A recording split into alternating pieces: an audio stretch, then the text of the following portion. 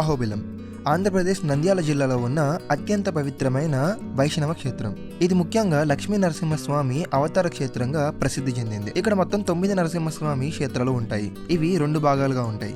ఒకటి ఎగువ అహోబిలం, అడవులు కొండల మధ్యలో ట్రెక్కింగ్ చేస్తూ వెళ్లి అక్కడ ఉన్న ఆలయాలను దర్శించుకోవాలి. ఇంకొకటి దిగువ అహోబిలం, ఇక్కడే స్వామివారి ప్రధాన ఆలయం ఉంటుంది. అహోబిలం 108 దివ్య దేశాలలో ఒకటి.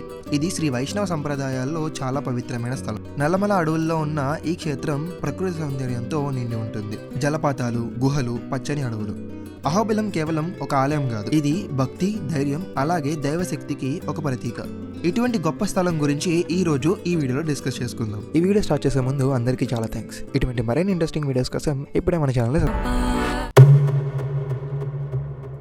ప్రతాపరుద్ర.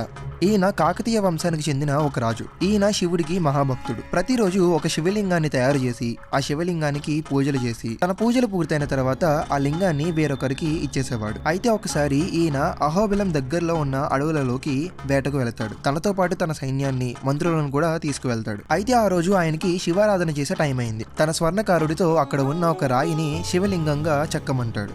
దానితో ఆ శివలింగానికి ఆయన పూజలు చేయడానికి. అయితే స్వర్ణకారుడు తనకు తెలియకుండానే ఎన్నిసార్లు శివలింగం చెక్కుదామన్నా అది మరొక రూపంగా మారుతుంది. అదే శ్రీ నరసింహస్వామి రూపంగా. ఇంకా చేసేదేమీ లేక రాజు ఏమీ తినకుండానే శివారాధన చేయలేకపోయాడని ఆలోచిస్తూ పడుకునిపోతాడు. ఆ రోజు రాత్రి రాజు కలలోకి నరసింహస్వామి వారు వచ్చి తన గుడిని మళ్ళీ నిర్మించమంటారు. అలాగే శ్రీనివాసుడు అనే ఒక పూజారిని అహోబిలానికి తీసుకురామని, ఆయన ద్వారా స్వామివారికి పూజలు జరిపించమని రాజుకి ఆజ్ఞాపిస్తారు.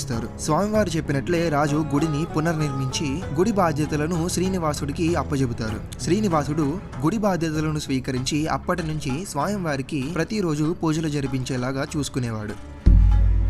ఇక్కడ స్వామివారు మొత్తం 9 అవతారాలతో ఉంటారు. 9 అవతారాలు ఏంటో ఇప్పుడు తెలుసుకుందాం. జ్వాల నరసింహ మొట్టమొదటిసారిగా విష్ణుమూర్తి ఉగ్ర నరసింహస్వామి అవతారం ఎత్తిన స్వరూపం. ఈయన హిరణ్యకశిపుడి పొట్ట చీలుస్తున్న అవతారంలో ఉంటారు. అహోబిలం నరసింహ ఈయన అత్యంత శక్తివంతమైన అలాగే ఉగ్ర రూపం దాల్చిన స్వరూపము. మాలోల నరసింహ లక్ష్మీదేవి సమేతంగా కూర్చున్న శాంత స్వరూపంలో దర్శనమిస్తారు. శ్రీ కరంజ నరసింహ చెట్టు కింద ఒక జ్ఞాన ముద్రలో ఉన్న స్వరూపము. శ్రీ పావన నరసింహ ఈయన కూడా శాంతంగా ఉండి దర్శనమిస్తారు. ఈయనను దర్శించుకుని ఆరాధించినట్లయితే పాపాలు తొలగిపోతాయని చెప్పి చాలా మంది నమ్మకం. శ్రీ యోగానంద నరసింహ యోగ ముద్రలో దర్శనమిచ్చే నరసింహస్వామి. శ్రీ ఛత్రవట నరసింహ పెద్ద రావి చెట్టు కింద కూర్చున్న స్వరూపము. ఈయనను ఎక్కువగా సంగీతాభిమానులు కొలుస్తారు. శ్రీ భార్గవ నరసింహ పరశురాముడు నరసింహస్వామిని దర్శించుకోవడానికి వచ్చినప్పుడు ఆయనకు కలిగిన దర్శన స్వరూపమే శ్రీ భార్గవ నరసింహ. శ్రీ వరాహ నరసింహ వరాహ స్వామి వారితో కలిసి దర్శనమిచ్చే నరసింహస్వామి స్వరూపము.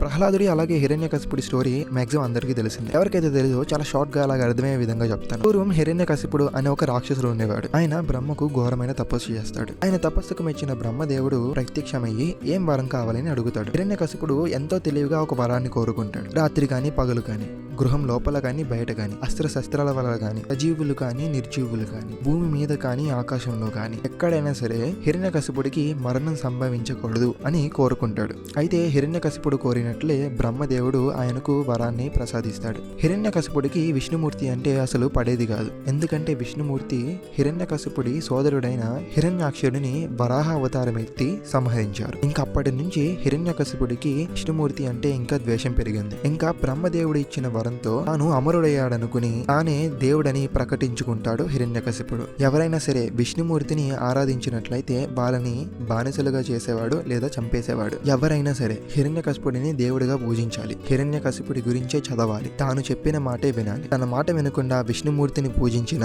అలాగే తనకి ఎదురు తిరిగిన వాళ్ళని చంపేసేవాడు. కొన్నాళ్ల తర్వాత హిరణ్యకశిపుడికి ప్రహ్లాదుడు అనే ఒక కొడుకు పుడతాడు. ప్రహ్లాదుడు పుట్టుకతోనే విష్ణుమూర్తి భక్తుడు. తన నాన్న హిరణ్యకశిపుడికి తెలియకుండా ప్రహ్లాదుడు విష్ణుమూర్తిని ఆరాధించేవాడు. అయితే ఒకసారి హిరణ్యకశిపుడికి ప్రహ్లాదుడు విష్ణుమూర్తిని ఆరాధిస్తున్నట్లు తెలుస్తుంది. విష్ణుమూర్తిని ఆరాధించడం మానేమని హిరణ్యకశిపుడు ప్రహ్లాదుడికి అన్ని విధాలా చెప్తాడు. కానీ ప్రహ్లాదుడు తన మాట వినడు. తన మాట వినకుండా విష్ణుమూర్తిని ఆరాధిస్తున్నందుకు తన సొంత కొడుకుని చంపాలనుకుంటాడు హిరణ్యకశిపుడు. ప్రహ్లాదుడిని చంపాలనుకున్న ప్రతిసారి విష్ణుమూర్తి తనని కాపాడేవాడు. అయితే ఒకసారి స్వయంగా తన కొడుకుని తానే చంపాలనుకుంటాడు హిరణ్యకశిపుడు. ఆ సమయంలోనే విష్ణుమూర్తి నరసింహస్వామి అవతారం ఎత్తి స్తంభం చీల్చుకుంటూ వచ్చి హిరణ్యకశిపుడిని సంహరిస్తాడు. అలాగా విష్ణుమూర్తి నరసింహస్వామి అవతారం ఎత్తుతారు. ఈ వీడియో మీకు నచ్చింది అనుకుంటున్నాను. ఇటువంటి మరిన్ని ఇంట్రెస్టింగ్ వీడియోస్ కోసం ఇప్పుడే మన వరాన వేద ఛానల్ సబ్స్క్రైబ్ చేసుకోండి.